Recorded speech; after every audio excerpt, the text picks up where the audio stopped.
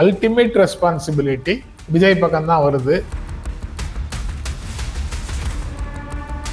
நம்மை நம்பி வந்திருக்கக்கூடியவர்கள்ல ஒரு 20 பேர் மயங்கி விழுந்திருக்கிறாங்க. அவங்கள முதல்ல மருத்துவமனைக்கு அனுப்பிட்டு அதுக்கப்புறம் பேசுவோம் அப்படிங்கிற உணர்வு கூட இல்லை. போறீங்களா சார்? போயிடுங்க. அதான் கேட்டேன், அப்பவே கேட்டேன், போயிடுங்க. கூட்டம் சேருங்கிறதுக்காக போயிட்டாருன்னா அப்ப ஹாஸ்பிட்டல்ல இருக்கிறவங்களுக்கு எல்லாம் யார் பதில் சொல்றது? யாரு பொறுப்பு? நீங்க கூப்பிடுவீங்க, ஒருத்தரை திட்டுவீங்க, என்ன வேணாலும் பேசுவீங்க. அப்புறம் உங்களை பார்க்க வந்த ஆட்களுக்கு ஒரு நெருக்கடின்னு வந்ததுன்னா யாரை திட்டினீங்களோ அவங்க பொறுப்புல விட்டுட்டு நீங்க ஓடி போயிருவீங்களா?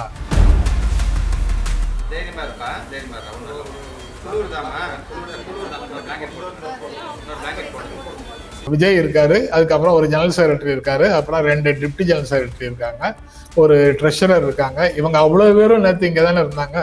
ஒரு அமைப்பின் முழு தலைமையுமா பொறுப்பு இல்லாம ஊரை விட்டு வெளியில போகும்.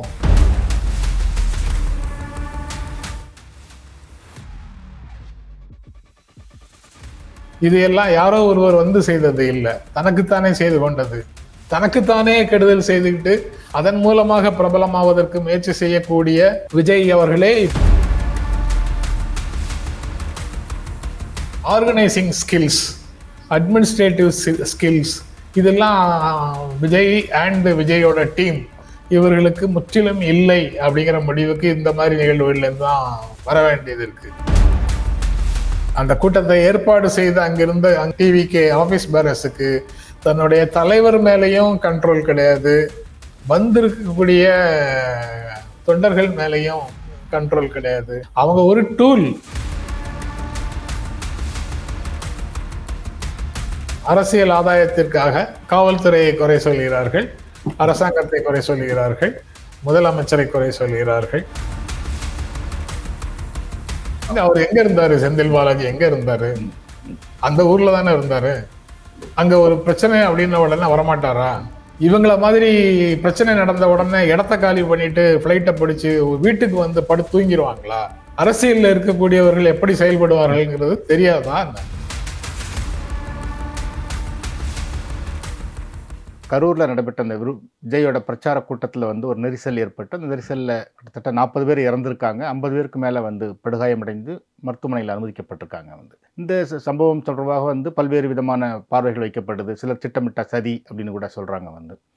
உதாரணமாக விஜய் அவரோட கட்சியோட மாஸ் காட்டணும் அப்படிங்கிற வெறிக்கே இந்த மக்கள் பலி கொடுக்கப்பட்டிருக்காங்க அப்படிங்கிறது சிலரோட பார்வையாக இருக்குது. சிலர் அரசாங்கம் போதுமான ஏற்பாடுகள் செய்யலை, குறிப்பாக திமுகவினோட இந்த மாதிரி ஒரு சம்பவம் நடக்கிறதுக்கான திட்டமிட்ட சதி அப்படிங்கிற மாதிரியும் சொல்கிறாங்க. சிலர் மக்கள்கிட்ட இன்னும் இந்த மாதிரி கூட்டங்களில் எப்படி நடந்துக்கணும் அப்படிங்கிற ஒரு விழிப்புணர்வு இல்லை அப்படிங்கிற மாதிரி பார்வையும் முன்வைக்கிறாங்க. நீங்க எப்படி பாக்குறீங்க சார்? எந்த பிரச்சனை நடந்தாலும் மக்களை குறை சொல்வது அப்படிங்கிறது ஒரு பேட்டர்ன். அந்த பேட்டர்ன்ல சிலர் சொல்லிட்டே இருக்கிறாங்க. நமக்கு ஒவ்வாத இடங்கள்ல நம்ம போய் கலந்து கொள்ள வேண்டிய அவசியம் இல்லை. நம்மளுடைய இருப்புக்கே அபாயத்தை உருவாக்குகின்ற ஒரு நம்ம கட்டுப்பாட்டுல இல்லாத ஒரு சூழலுக்குள்ள நம்ம போய் இருக்கணும்னு அவசியம் இல்லை. இதையெல்லாம் யோசிச்சு எந்த இடத்துக்கு போகணும், எந்த இடத்துக்கு போகக்கூடாதுங்கிற முடிவுக்கு நாம வரணும். ஒரு இடத்துக்கு போவதாக இருந்தால் ஏன் அந்த இடத்துக்கு போகணும், அதுல நமக்கு கிடைக்கக்கூடிய பலன் என்ன, அல்லது நமக்கு கிடைக்கக்கூடிய சாட்டிஸ்ஃபேக்ஷன் எதுல இருந்து வருது அப்படின்னு பல்வேறு காரணிகளையும் அலசி பார்த்து அதுக்கப்புறம் தான் அந்த இடத்துக்கு போகணும். அப்படியே போய் அங்க போய் சேர்ந்ததற்கு பிறகு அந்த இடம் நமக்கு சரிப்பட்டு வராது, நம்ம பாதுகாப்பாக உள்ள இருக்க முடியாது அப்படின்னு ஒரு உணர்வு வந்ததுன்னா we should have the courage to return. திரும்பி வருவதற்கான துணிச்சலும் நமக்கு வேணும்.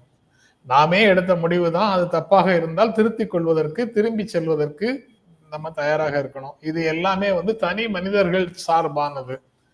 ஆனா நம்ம எல்லாம் இந்த இடத்துக்கு வாங்கன்னு ஒருத்தர் அறைகூவல் விடுறாருல்ல, அவருக்கு இதுல பொறுப்பு இருக்கா இல்லையா? எல்லாவற்றையும் மக்கள் மேல சுமத்திட்டு அறைகூவல் விட்டவருக்கு இருக்கக்கூடிய பொறுப்புகளையோ அல்லது இதை பொதுவாக ஒழுங்குபடுத்தக்கூடிய, பொதுவாக நிர்வகிக்கக்கூடியவர்களுடைய பொறுப்பையோ நம்ம உதாசீனப்படுத்தி விட முடியாது, நம்ம அப்படி புறந்தள்ளி விட முடியாது. அதன்படி பார்த்தா ரெகுலேட்டிங் அத்தாரிட்டியாக நீங்க காவல்துறையை பார்க்கலாம். காவல்துறை விஜய் கட்சியினர் கேட்ட இடத்தில் ரிக்வெஸ்ட்ல இந்த இடத்த குறிப்பிட்டு அவங்க கேட்டிருக்கிறாங்க. ஏற்கனவே ஒரு கேட்டாங்க. கேட்ட இடம் கொடுக்க முடியாது, அது குறுகலான பகுதி அப்படின்னு சொன்னதுக்கு அப்புறம் இந்த இடத்தை அவங்க ரிக்வெஸ்ட் பண்ணி பெர்மிஷன் வாங்கி இங்க வந்து கூட்டம் நடத்துறாங்க. காவல்துறை சில நிபந்தனைகளை போட்டிருக்குது, நீதிமன்றம் சில நிபந்தனைகளை போட்டிருக்குது. இவர்களுக்கு கட்டுப்பாடுகள், நிபந்தனைகள்னா சில கட்டுப்பாடுகளை கவனிங்கன்னு சொல்லியிருக்கு. அந்த கட்டுப்பாடுகள் இவங்களுக்கு யாராவது ஏதாவது விதித்து விட்டால் இவர்களுக்கு அவர்களுக்கு எதிராக, அவர்களுடைய அரசியல் வெற்றிக்கு எதிராக ஆளும் தரப்பு அஞ்சி நடுங்குகிறது அப்படின்னு ஒரு பிரச்சாரத்தை பண்றாங்க. ஆளும் கட்சி நம்மை வீழ்த்துவதற்கு சதி செய்கிறது, மக்களிடத்துல நான் சென்று பரவுவதை தடுக்க முயற்சி செய்கிறது அப்படின்னு ஒரு இல்லூஷன் அல்லது ஹலாசினேஷன் அந்த மாதிரி ஒரு நிலையில இருந்து பேசுறாங்க. இதுதான் எல்லா சிக்கல்களுக்கும் காரணம். அது போக தன்னுடைய ரெஸ்பான்சிபிலிட்டி உணர்ந்து கூட்டத்தை ரெகுலேட் பண்ற பொறுப்பு தங்களுடைய கட்சிக்கு வேணும். அப்படி அதற்காக கட்சியில் ஒரு பிரிவு வேணும்.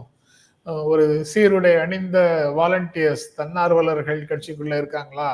கட்சி இப்பதான் ஆரம்பிச்சிருக்கோம், அதனால எங்களுக்கு இல்லைன்னு சொல்றது ஏற்புடையதாக இல்லை. ஏன்னா விஜய் ரசிகர் மன்றமும் விஜய் நற்பணி மன்றமும் ரொம்ப காலமாக இருக்கு. அதுல இருக்கக்கூடியவர்களை தான் இப்போது பெரும்பாலும் மாவட்ட செயலாளராகவும் வச்சிருக்கிறீங்க. அப்படி இருக்கும்போது உங்களுக்கு அப்படி ஒரு அணியை திரட்டுவது அப்படிங்கிறது பெரிய மேட்டரே கிடையாது. ஆனா அப்படி ஒரு தேவை இருக்குன்னே நீங்க உணரல.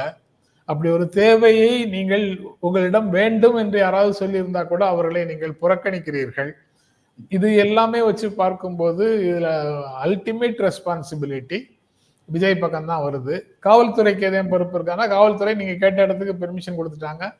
அந்த கூட்டத்தை ஒழுங்குபடுத்துவதற்கும் பாதுகாப்புக்கும், ஒழுங்குபடுத்துவது உங்களுடைய வேலை, பாதுகாப்புக்கு காவல்துறை வந்து நிக்குது.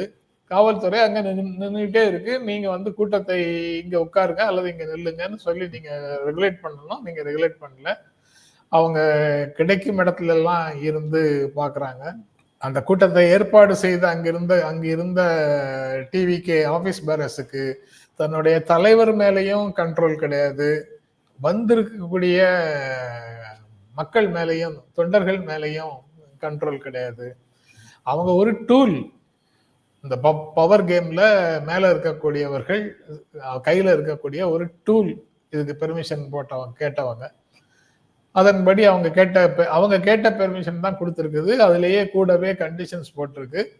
இந்த நீதிமன்றம் கொடுத்த கண்டிஷன், காவல்துறை கொடுத்த கண்டிஷன், இதெல்லாம் நாங்க இம்ப்ளிமெண்ட் பண்ணிட்டோம் அப்படின்னு சொல்றதுக்காக இந்த காவல்துறை கண்களை மறைப்பதற்கு, நீதிமன்றத்தினுடைய கண்களை மறைப்பதற்காக ஒரு கைட்லைன்ஸ் வந்து கூட்டத்துக்கு வருபவர்களுக்கு ஒரு கைட்லைன்ஸ் கொடுத்துட்டாங்க.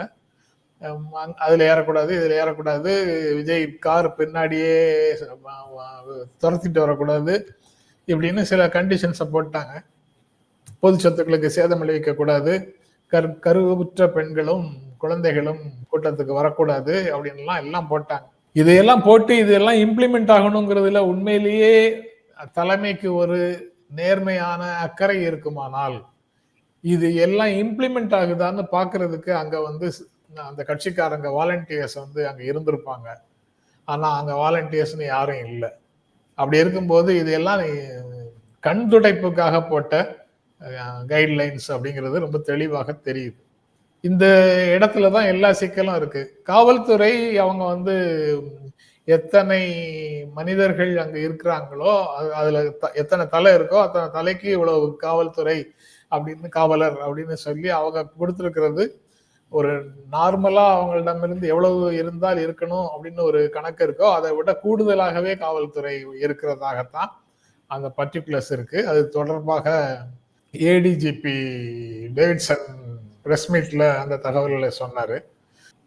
அதையெல்லாம் வச்சு பார்க்கும்போது அரசு தரப்புல இப்படி ஒரு விரும்பத்தகாத நிகழ்வு நடந்ததற்கு பிறகு அரசு தரப்புல செயல்பட்டதும் முதலமைச்சர் உட்பட அமைச்சர்கள், அதிகாரிகள் எல்லாருடைய செயல்பாடும் மிக சிறப்பாக இருந்ததாகவே நான் நினைக்கிறேன். 40ல 39 பேருக்கு வரும்போதே உயிர் இல்லை அப்படிங்கிறது உண்மை, ஒரு செய்தி.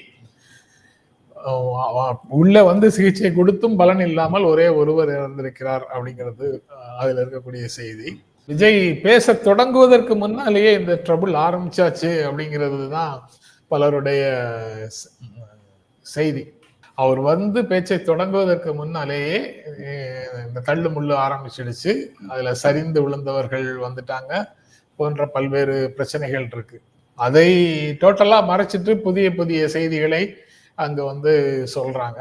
அந்த தள்ளு முள்ளுக்கு காரணமாக என்ன, அந்த கொஞ்சம் தள்ளி இந்த இப்போது நிறுத்தி இருக்கக்கூடிய இடத்துக்கு கொஞ்சம் முன்னாடியே நாங்க நிறுத்த சொன்னோம், ஆனா ஆர்கனைசர்ஸ் ஏற்றுக்கொள்ளவில்லைன்னு காவல்துறை தரப்பு சொல்லுது. அதற்கு என்ன காரணம்னு சொன்னா மீடியா சைட்ல இருந்து என்ன சொல்றாங்க, அவங்களுடைய பிசிஆர் கன்சோல் ரூம் அது இந்த இடத்துல தான் இருக்கு, இந்த இடத்துல வந்து கார் பஸ் நின்னா தான் அந்த பிசிஆர்ல இருந்து கார்டு எடுத்து மைக்கு பேச முடியும், அதனால இந்த இடத்துல தான் வந்து நிற்க வேண்டிய கம்பல்ஷன் இருக்கு. அப்ப ஏற்கனவே இந்த இடத்துல டைட்டா நின்றவர்கள் என்ன செய்வாங்க, புதுசா அந்த இடத்துல இவ்வளவு 100 ஸ்கொயர் ஃபீட்டு அல்லது 200 ஸ்கொயர் ஃபீட்டு பஸ்ஸுக்காக போயிடுச்சுன்னா அங்க இருந்தவங்க அந்த பக்கமும் இந்த பக்கமுமாக ஷேர் ஆவாங்க, அங்க ஏற்கனவே இருந்தவர்களை தள்ளுவாங்க, ஒரு தள்ளு முள்ளு நடக்கும். அதுல மேல இருந்தும் ஏறியவர்கள் கீழே கீழே விழுந்தாங்கன்னா அல்லது புதிதாக இடம் தேடி போற இடத்துல அவங்க ஸ்லிப் ஆனாங்கன்னா அது இன்னும் கொஞ்சம் குழப்பத்தை அதிகரிக்கும். பேசி முடிச்சிட்டாருன்னா கூட்டம் கலையும், கூட்டம் கலைகிறதுலயும் ஒரு ஆர்டர் இல்லை அப்படின்னா சிக்கல்கள் மேலும் மேலும் சிக்கல்கள் ஆகுது அப்படின்னு தான் அர்த்தம். ஆனா இது எல்லாத்தையும் மறைச்சுக்கிட்டு அரசியல் ஆதாயத்திற்காக சிலர் காவல்துறையை குறை சொல்கிறார்கள், அரசாங்கத்தை குறை சொல்கிறார்கள், முதலமைச்சரை குறை சொல்கிறார்கள். அதுல எந்த விதமான மீனிங்கும் இருப்பதாக தமிழ்நாட்டு மக்கள் நினைக்க மாட்டாங்க. நீங்க சொன்ன மாதிரி பார்த்தீங்கன்னா வந்து அதில் ஒருத்தர் சொல்றாரு வந்து அவரோட 2 குழந்தைகள் ஒரு மனைவி 3 பேருமே இறந்து போயிருக்காங்க வந்து அவர் விஜய் வரதுக்கு முன்னாடியே அவங்க தள்ளுமுள்ளு ஏற்பட்டு கீழே விழுந்துட்டாங்க அப்படின்னு சொல்றாரு வந்து. ஸோ அவங்க விஜய் பாச்சியை கேட்கல, விஜயும் அவங்க பார்க்கல அப்படின்னு ஒரு பேட்டியில் கொடுக்குறாரு. ஸோ விஜய் வரதுக்கு முன்னாடியே ஒரு கிட்டத்தட்ட 20 பேர் இறந்திருப்பாங்க அப்படின்னு போலீஸ் தரப்பில் சொல்லப்படுறதாகவும் சொல்லுது வந்து. இவ்வளோ நடந்த பிறகு அந்த தகவல் எப்படி விஜய்கிட்ட கொண்டு போக முடியலை, இந்த விஷயங்கள் நடந்திருக்குங்கிறத எப்படி பார்க்குறீங்க வந்து? அங்கதான் அந்த ஆர்கனைசிங் ஸ்கில்ஸ், அட்மினிஸ்ட்ரேட்டிவ் ஸ்கில்ஸ் இதெல்லாம் விஜய் அண்ட் விஜயோட டீம் இவர்களுக்கு முற்றிலும் இல்லை அப்படிங்கிற முடிவுக்கு இந்த மாதிரி நிகழ்வுகள்ல இருந்து தான் வர வேண்டியது இருக்கு. ஸ்கில்ஸ் இல்லைங்கிற லெவலோட இருக்கணுமா இல்ல இன்சென்சிட்டிவ் டு தி ஹேப்பனிங்ஸ் அப்படின்னு எடுத்துக்கொள்ள வேண்டுமா அப்படின்னு தெரியல. அதாவது எந்த உணர்வுமே இல்லை, நம்மை நம்பி வந்திருக்கக்கூடியவர்கள்ல ஒரு 20 பேர் மயங்கி விழுந்திருக்கிறாங்க, அவங்கள முதல்ல மருத்துவமனைக்கு அனுப்பிட்டு அதுக்கப்புறம் பேசுவோம் அப்படிங்கிற உணர்வு கூட இல்லை. அவர்கள் அழைத்து தான் ஆம்புலன்ஸ் வருது, ஆம்புலன்ஸ் அதுக்கு பிறகுதான் வருது. அது போக இவர்களுடைய கொடி கட்டிய ஆம்புலன்ஸ்ல தான் தண்ணீர் பாட்டில் வச்சிருக்கிறாங்க, அங்கிருந்து தான் தண்ணீர்களை டிஸ்ட்ரிபியூட் பண்றாங்க. இப்படி பல விஷயங்கள் துண்டு துண்டாக பல்வேறு வீடியோஸ் வந்து எல்லாருக்கும் அவைலபிளாக இருக்கு. இதையெல்லாம் பார்க்கும்போது அரசை குறை சொல்வதற்கோ மற்றவர்களை குறை சொல்வதற்கோ எதுவும் இல்லை. சுயமாக பொறுப்பேற்றுக்கொள், டிவிக்கே தான் பொறுப்பேற்றுக் கொள்ள வேண்டும் என்பதற்கான காணொளிகள் அதிகமாக அதுக்குள்ள இருக்கு.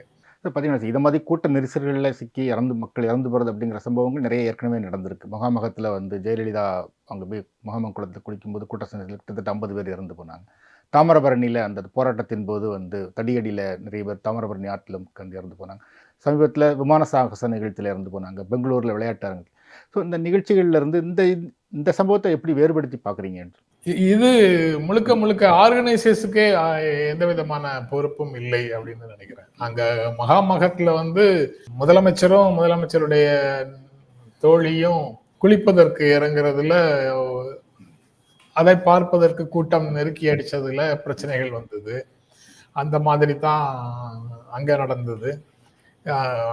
போராட்டங்கள்ல தடியடி அல்லது போராட்டங்கள்ல துப்பாக்கி சூடு இதை ஒட்டி வர்ற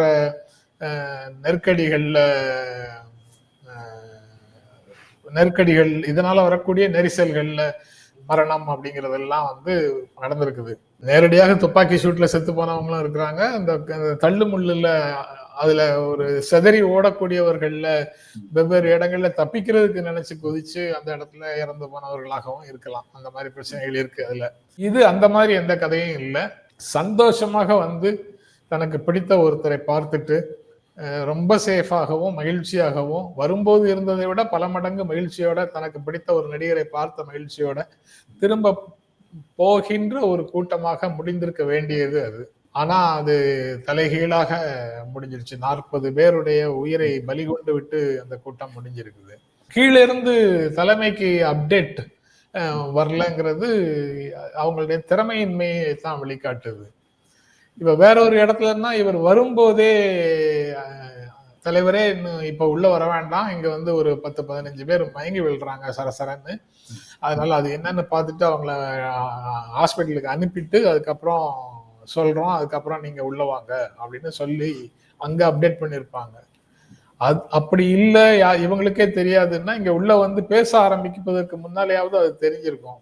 ஒருவேளை சில நிர்வாகிகளுக்கு தெரிந்திருந்தா அதை விஜய்கிட்ட சொல்வதற்கான தைரியம் அவர்களுக்கு இல்லையா அப்படிங்கிறதும் தெரியல. அதுல என்ன நடந்ததுங்கிறது எதுவும் தெரியல. அது ஆணையத்துக்கு சொல்லப்படுமா இல்ல அவர்களுக்குள்ளேயே அது முடிந்து விடுமாங்கிறது தெரியல. இந்த சம்பவத்துக்கு பின்னாடி திமுகவோட ஒரு திட்டமிட்ட சதி இருக்கு அப்படிங்கிற ஒரு விஷயத்தையும் சமூக வலைதளங்கள்ல இப்ப எழுதுறாங்க. அது தவிர்க்கவினர் மட்டும் இல்லாம வந்து இப்ப மற்ற கட்சிகளை சேர்ந்த அண்ணாமலை மாதிரி தலைவர்கள் பேசுறாங்க.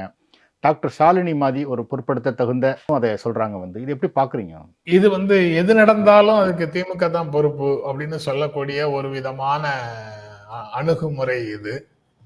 அது போக தங்கள் மேல வந்து விட பொலிட்டிக்கலா வேற ஒரு டெவலப்மெண்ட் நடந்துட்டு இருக்கும் போது அந்த மொமெண்டம் இதனால கெட்டு போச்சோ அப்படிங்கிற கவலையில இதையும் திமுக கணக்குல தள்ளி விடுறதுக்கான ஒரு முயற்சியாக இதை நான் பார்க்கிறேன். அப்படி கான்ஸ்பிரசி தியரி எல்லாம் இருந்ததுன்னா அதை பற்றி நம்ம பேச வேண்டிய அவசியம்லாம் இல்லை. நடந்தது என்னங்கிறது எல்லாராலும் புரிந்து கொள்ள முடியும். அது போக ஒரு இடத்துல சப்போஸ் ஒரு இடத்துல ஒருவர் ஸ்டோன் பெல்டிங் இங்க எதுவும் நடக்கல அப்படிங்கிறத காவல்துறையில இருந்து சொல்றாங்க. செருப்பு வீசப்பட்டதா அப்படிங்கிறதும் காணொலியில இருந்து நீங்க பார்த்துட்டு அப்படி ஏதேனும் இருந்தால் யார் வீசினாங்க அப்படிங்கிறத நீங்க பார்த்துடலாம். இதையெல்லாம் செய்வதற்கு யாராவது வெளியில இருந்து வந்துதான் செய்யணுங்கிறதுக்கான அவசியமும் இல்லை.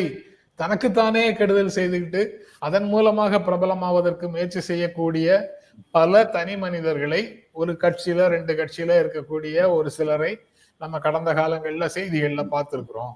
தன் வீட்டுக்கு தானே பெட்ரோல் பாம்பு போட்டுக் கொள்வது, தன்னுடைய காருக்கு தானே தீ வைத்துக் கொள்வது அப்படின்னு அதன் மூலமாக எனக்கு ஒரு பெரிய இழப்பு நேர்ந்து விட்டது அப்படின்னு சொல்லி செய்திகளில் இடம் பிடித்து அதுக்கு தனக்கு ஒரு அனுதாபம் தேடுவது, தன்னுடைய பெயரை பிரபலப்படுத்துவதற்கு முயற்சி செய்வது அப்படின்னு பல கேசஸை நம்ம பார்த்திருக்கிறோம். இது எல்லாம் யாரோ ஒருவர் வந்து செய்தது இல்லை, தனக்குத்தானே செய்து கொண்டது. அப்படி அதாவது நீங்க இந்த மாதிரி ஒரு கான்ஸ்பிரசின்னு சொன்னா கான்ஸ்பிரசி தியரிஸ் வந்து பல முனைகள்ல பல விதமாக டெவலப் ஆகும். நான் அதை ஒவ்வொன்றும் எந்தெந்த மாதிரி போகும் அப்படின்னு சொல்றது வந்து அவசியம் இல்லாதது. இப்படி இன்னும் வேற ஒரு தியரி இருக்கு. விஜய் அவர்களே, இப்போது நீங்கள் இந்த பிரச்சனையில் இருந்து தப்பிக்க வேண்டுமானால் இந்தியாவில் அதிகாரமிக்கவர்களை சார்ந்து இருப்பதை தவிர உங்களுக்கு வேறு வழி இல்லை, அந்த முடிவை நீங்கள் எடுங்கள்னு உடனே 24 மணி நேரத்துக்கு முன்னாலேயே அறைகூவல் விடக்கூடிய ஆட்கள் இருக்காங்க. அதுக்கு என்ன பொருள்? அப்ப அதை வந்து பிரச்சனையாக யாரும் சொல்ல மாட்டாங்களா? இப்படி பல பல முனைகள்ல கான்ஸ்பிரசி தியரி அடிப்படை இல்லாதது. அது ரெக்க கட்டி முளைச்சு பறக்கிறது. குறிப்பா சொல்ற காரணங்கள்ல ஒண்ணா இருக்கிறது அந்த கரண்ட் கட் பண்ணிட்டாங்க அப்படின்னு சொல்றாங்க. வந்து கரண்ட் கட் பண்ணிட்டாங்கிறது தொடர்பாக மின்வாரிய அதிகாரி அவங்க வந்து சொல்றாங்க, ஃபுல்லாவே கட் பண்ணி கொடுங்க, அவர் பேசுற டைம் ஃபுல்லாவே கட் பண்ணி கொடுங்க, அல்லது அவர் பேச வரும்போது கட் பண்ணிடுங்க, மின் கம்பிகளை தொடும் அளவுக்கு எங்க தொண்டர்கள் இருக்காங்கன்னு அவங்க எழுதி கொடுத்தாங்க. பட் நாங்கள் அதை ஏற்றுக்கொள்ளவில்லை அப்படின்னு சொல்றாங்க. அதுக்கப்புறமும் ஏன் நிறுத்துனீங்க அப்படின்னு சொல்லும்போது அவங்க அதுக்கு மேல கண்டபடி தொங்கிட்டு இருக்கிறாங்க. எங்களுக்கு அவங்க உயிரை காப்பாற்றணும்னா நீங்க நிறுத்தி தான் ஆகணும் அப்படின்னு சொல்லி ஸ்பாட்ல இருந்து சொல்லும் போது அந்த பகுதியில இருக்கிறவங்க உடனடியாக நிறுத்துறாங்க அப்படின்னு ஆணையத்தினுடைய மக்களில் ஒருவர், அவர் இபி எம்ப்ளாயியான்னு எனக்கு தெரியல, அவர் சொல்றாரு இந்த ஸ்டேட்மெண்ட்டை. அரசு இவ்வளவு விரைவாக செயல்பட்டதே வந்து ஒரு சந்தேகத்தை கிளப்புது அப்படின்னு சொல்றாங்க. எப்படி உடனே வந்து செந்தில் பாலாஜி அங்கே வந்தார், அன்பில் மகேஷ் அங்கே வந்தார், முதல்வர் இப்படி ராத்திரியோட ராத்திரியா விரைந்து வந்தார் அப்படின்னு சந்தேகத்தை கிளப்புறாங்க. அவர் எங்க இருந்தாரு? செந்தில் பாலாஜி எங்க இருந்தாரு? அந்த ஊர்ல தானே இருந்தாரு. அங்க ஒரு பிரச்சனை அப்படின்ன உடனே வரமாட்டாரா? இவங்கள மாதிரி பிரச்சனை நடந்த உடனே இடத்த காலி பண்ணிட்டு பிளைட்டை பிடிச்சு வீட்டுக்கு வந்து படுத்து தூங்கிடுவாங்களா? அரசியல்ல இருக்கக்கூடியவர்கள் எப்படி செயல்படுவார்கள்ங்கிறது தெரியாதா? உதவிக்கு நிற்கிற துன்பப்படுகிறவர்களோட இணைந்து நிற்கிறதுக்கு சுப முகூர்த்தம் பார்த்துட்டு வருவாங்களா? ஆபத்துன்னு ஒருத்தர் சொன்ன உடனே அந்த இடத்துக்கு போய் நிற்பாங்க, நம்மளால முடிஞ்சதை செய்வாங்க, இல்லாட்டா மாரல் சப்போர்ட்டுக்காவது கூட இருப்பாங்க. இந்த மாதிரி எதுவும் செய்தே பழக்கப்படாத இரும்பு கூண்டுக்குள்ளேயே அல்லது தங்க கூண்டுக்குள்ளேயே இருந்து பழக்கப்பட்டவர்களுக்கு இந்த மாதிரி தான் எல்லாமே தெரியும். அவர்கள் எது பேசினாலும் இனிமே வந்து சமூகம் கணக்கில் எடுத்துக் கொள்ளாது அப்படிங்கிற நிலையில தான் அவங்க இப்ப இந்த பிரச்சனைக்கு பிறகும் கூட அவர்கள் பேசுகின்ற ஒவ்வொரு பேச்சும் எந்த அடிப்படையும் இல்லாத பேச்சுக்களா தான் இருக்குது. இந்த பதர்கள் அல்லது பொக்குகள் காற்றில் நீண்ட தூரம் பறக்கலாம், அவை விதைப்பதும் இல்லை முளைப்பதும் இல்லைன்னு சொல்லுவாங்க. அந்த மாதிரி தான் இந்த மாதிரி விஷயங்களை பார்க்க வேண்டியது இருக்கு. விஜய் உடனே அங்கிருந்து வெளியேறினதை பத்தி வந்து அவங்க தரப்புல என்ன சொல்றாங்க அப்படின்னா, விஜய் இருந்தா கூட்டம் கூடும், குறிப்பா மருத்துவமனைக்கு அவர் வந்தாருன்னா கூட்டம் கூடும், அதனாலதான் வெளியேற வேண்டியது இருந்தது அப்படிங்கிற விளக்கத்தை கொடுக்குறாங்க. அது எப்படி பாக்குறீங்க? இதெல்லாம் ஒரு ஆர்குமெண்டாங்க. நீங்க வந்ததுனால கூட்டம் கூடுதோ கூடலையோ, கூட்டத்தை கூட வைக்கிறது நீங்க, ஆர்கனைஸ் பண்றது கூட்டத்தை நீங்க, அதை நேர பேச வேண்டிய இடத்துக்கு நேர வந்து பேசாம ஒரு 2 கிலோமீட்டர்ல இருந்து நீந்தி வர்ற மாதிரி ஒரு பிக்சரை கொடுக்கறது நீங்க. அவ்வளவும் செயற்கையானது. கூட்டம் சேருங்கிறதுக்காக போயிட்டாருன்னா அப்ப ஹாஸ்பிட்டல்ல இருக்கிறவங்களுக்கு எல்லாம் யார் பதில் சொல்றது? யாரு பொறுப்பு? நீங்க கூப்பிடுவீங்க, ஒருத்தரை திட்டுவீங்க, என்ன வேணாலும் பேசுவீங்க, அப்புறம் உங்களை பார்க்க வந்த ஆட்களுக்கு ஒரு நெருக்கடின்னு வந்ததுன்னா யாரை திட்டுனீங்களோ அவங்க பொறுப்புல விட்டுட்டு நீங்க ஓடி போயிருவீங்களா? இதுவா தலைமைக்கு அழகு? நேற்று நடந்த விஷயங்கள் வந்து எப்படிப்பட்ட ஒரு இடத்தை அவர்கள் பெற்றிருக்கிறார்கள் அப்படிங்கிறத காட்டுது. ரொம்ப ஹார்ட்கோர் சப்போர்ட்டர்ஸ் தவிர சாதாரணமாக பலர் வந்து நேற்று அவர் நடந்து கொண்ட விதத்தை மிக மிக கடுமையாக விமர்சிக்கிறார்கள். இவரை நம்பி ஏன் வந்தோம் அப்படிங்கிறது தான் பல எளிய மனிதர்களுடைய ரியாக்ஷன். முதல்வர் வந்து சொல்லியிருக்காரு வந்து யாரா இருந்தாலும் நடவடிக்கை எடுக்கப்படும் அப்படின்னு சொல்லியிருக்காரு. விசாரணை கமிஷன் அமைச்சிருக்காங்க வந்து. ஆனா பாத்தீங்கன்னா எஃப்ஐஆர்ல விஜயோட பேர் இல்லை. விஜயை வந்து கைது பண்ணணும் அப்படிங்கிற கோரிக்கை ஒரு பக்கம் எழுப்பப்பட்டிருக்கு வந்து. ஏன்னா ஏற்கனவே வந்து ஆந்திராவில் வந்து அல்லு அர்ஜுன் சம்பவத்தில் நடந்ததில் அவரை கைது பண்ணாங்க வந்து. எஃப்ஐஆர்ல விஜய் பேர் சேர்க்கப்படாததை எப்படி பாக்குறீங்க? புதிய தகவல்களின் அடிப்படையில அவங்க எப்ப வேண்டுமானாலும் சேர்த்துக் கொள்ளலாம்னு ப்ரொவிஷன் இருந்ததுன்னா எப்ப வேணாலும் சேர்த்துக்குவாங்க.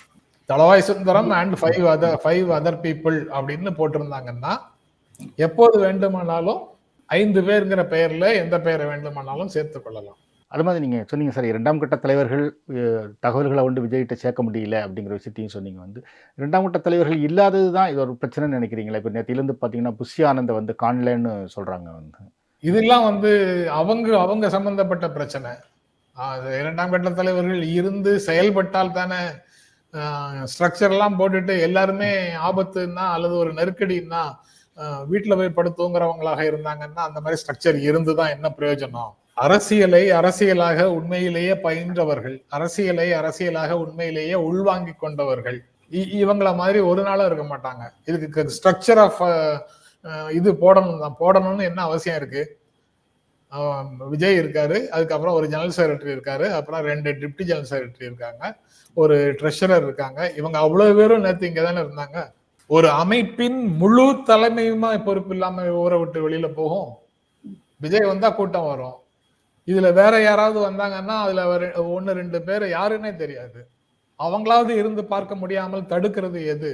கரூர் பயங்கரம் குறித்து வந்து தவக்கனர் வந்து உயர்நீதிமன்றத்தில் வந்து மனு தாக்கல் பண்ணியிருக்காங்க வந்து. நிர்மல்குமார் வந்து மதுரை உயர்நீதிமன்ற நீதிபதி தண்டபாண்டியை வந்து சந்திச்சிருக்காரு வந்து. நாளைக்கு இது மதுரை நீதிமன்றத்தில் விசாரணைக்கு வருதுன்னு சொல்றாங்க வந்து. இத்தனை அவசரமா அவங்க மனு தாக்கல் பண்றதை எப்படி பாக்குறீங்க? தங்கள் மேல வரக்கூடிய சில குற்றச்சாட்டுகள்ல இருந்து தங்களை விடுவித்துக் கொள்வதற்கு, அந்த பந்தை வேறு பக்கத்துல தள்ளி விடுவதற்கு இயல்பாக மனிதர்கள் செய்யக்கூடிய ஒரு வேலையாக பார்க்கிறேன். தன்னுடைய செயலுக்கு பொறுப்பேற்றுக் கொள்ள தயங்குகின்ற ஒரு வேலையாக அது இருக்கு. பட் நீதிமன்றம் என்ன செய்யுதுங்கிறது எல்லாம் கூட நாளைக்கு என்ன நடக்குதுங்கிறத பார்த்ததுக்கு அப்புறம் தான் பேச முடியும். விஷயம் அந்த காணல அப்படின்னு சொன்னேன். அது மாதிரி இப்போ வந்து போலீஸ் தரப்புல சொல்லியிருக்காங்க வந்து இவங்க ஆதவ் அர்ஜுனா, அந்த சமூக ஊடக மேலாண்மை செய்யும் தி ரூட் நிறுவனத்தின் ஜெகதீஷ், பவுன்சர் நயீம் அவங்கள வந்து போலீஸ் தேடுது, அவங்களோட போன்லாம் சுவிட்ச் ஆஃப் செய்யப்பட்டிருக்கு அப்படின்னு தகவல்கள் வந்திருக்கு வந்து. இது எப்படி பாக்குறீங்க சார்? இரண்டாம் கட்ட தலைவர்கள் வந்து இந்த மாதிரி மறைஞ்சு இருக்கிறது. நாளைக்கு திங்கட்கிழமை எல்லாரும் ஒருவேளை முன் ஜாமீன் எடுக்கலாம், அல்லது நேற்று செய்த பணி தொடர்ந்து அதற்காக உழைத்த உழைப்புக்கு ஓய்வு எங்கேயாவது ஓய்வு எடுக்கலாம். அதனால அவங்க காணாமல் தான் போயிருக்காங்களா என்ன அப்படிங்கறத வந்து எப்படி அடுத்த ஓரிரு நாட்கள்ல தெரியும். நாளைக்கே அவங்க வெளியில வந்துட்டாங்க, கோர்ட்ல வந்து பெட்டிஷன் போட்டிருக்காங்களா, எல்லாமே ஆன்டிசிபேட்டரி பெயில் மூவ் பண்றாங்களா என்னங்கிறது தெரியும்.